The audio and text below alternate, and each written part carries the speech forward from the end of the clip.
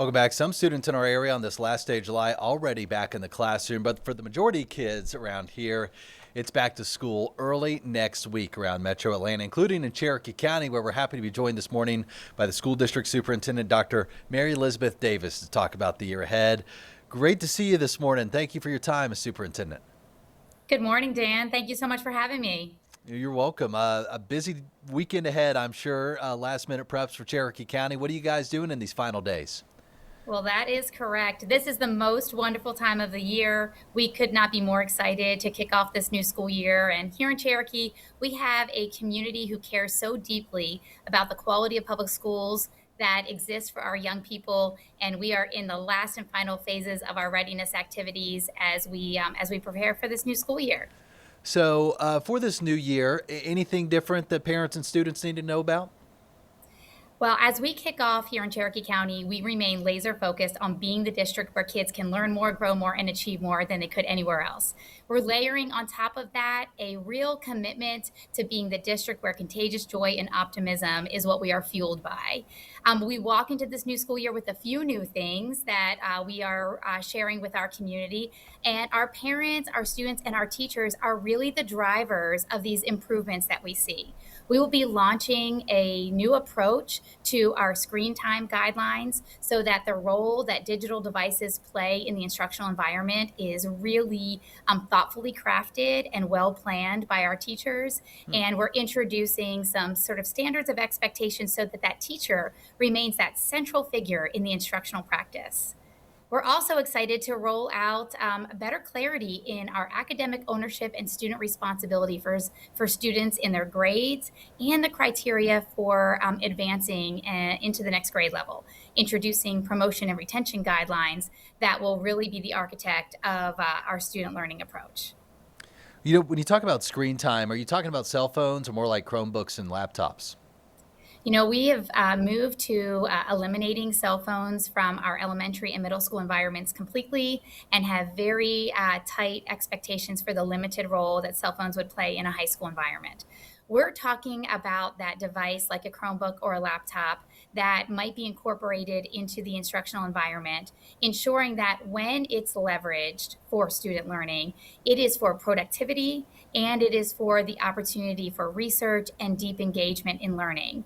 That we really move away from any passive or just consuming approaches of content that is used in a device. So really aiming to amplify the role that device plays when it's most appropriate for learning, and then putting it away and restoring print and written work and the role that the teacher plays in facilitating peer discussion in the classroom environment. You know, I know you're a former student athlete in college playing field hockey, and I don't know if you've read Jonathan Haidt's book, The Anxious Generation, one of my favorites as a parent.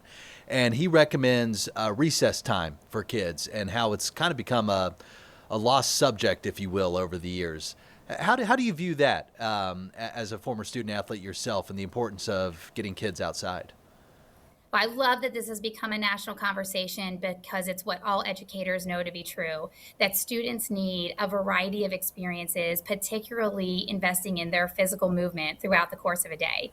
And while we do in Cherokee County prioritize the availability of recess and physical education for all of our elementary schools, we see our middle schools and high schools looking for increased ways to introduce brain breaks and physical activity times that are just kind of coupled within the instructional environment and using their lunch period time for more mobile activities and opportunities. As a college athlete, I can tell you that the role that coaches and educators played in my own upbringing was just so instrumental to the decision making, the persistence and endurance through challenging things, and that all correlates right back into the classroom and the learning responsibilities that our kids have during their K-12 years.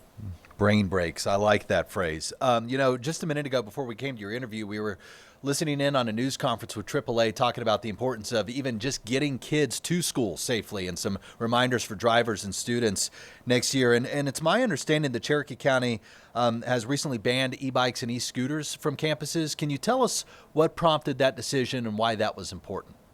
Sure. I mean, in Cherokee County, learning is our focus, but safety is our priority. And while we are incredibly proud of our own school police department, where we are able to staff officers across our schools, there are several other layers of safety that are essential to the comprehensive approach to keeping kids safe, not only at school, but to and from school.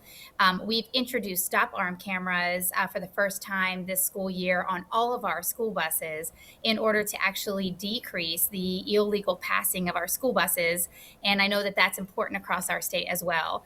But like many cities and many neighborhoods, we've had to tackle the reality of our e-bikes and Mm. e-scooters and the complications and challenges it has presented on campus to the safety of the student using the bike, as well as others around the student. So we went ahead and restricted all use for e-bikes and e-scooters on our campus, and are really encouraging families to choose using the bus or their own transport to get to school, and to keep those e-bikes and e-scooters at home. When you mentioned complications and challenges of having those on campus, I mean, can you expand on that a little bit? Did you see injuries?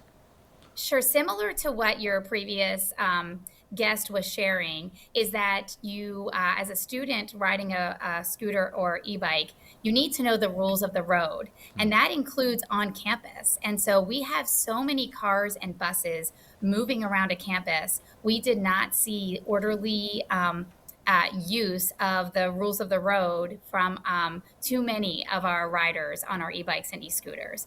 And so we really just needed to join in the cities and our neighborhood homeowners associations, who are all really working together as a community to put the right guardrails in place so that those e-bikes and e-scooters don't put kids in danger. Dr. Davis, as you look ahead to this year, what's going to make it a successful one for you? 12 months from now, when we're talking, what are you going to say? I love that about the year 26, 27. Listen, Cherokee County Schools is a public school system that the community can count on. It's a community that is invested in young people and the quality of schools, and we want to deliver on that promise every single day. A year from now, I want to ensure that kids have learned more than could have ever been imagined. I want to ensure that our expectations have been high and our standards have been upheld, and that really, as a result of receiving an education in Cherokee County, the opportunities beyond graduation are endless. Dr. Davis, it's great having you on the show. We wish you a safe and happy year, and certainly a good start to it next week. Thank you. Thanks for having me. Happy You're back to welcome. school season.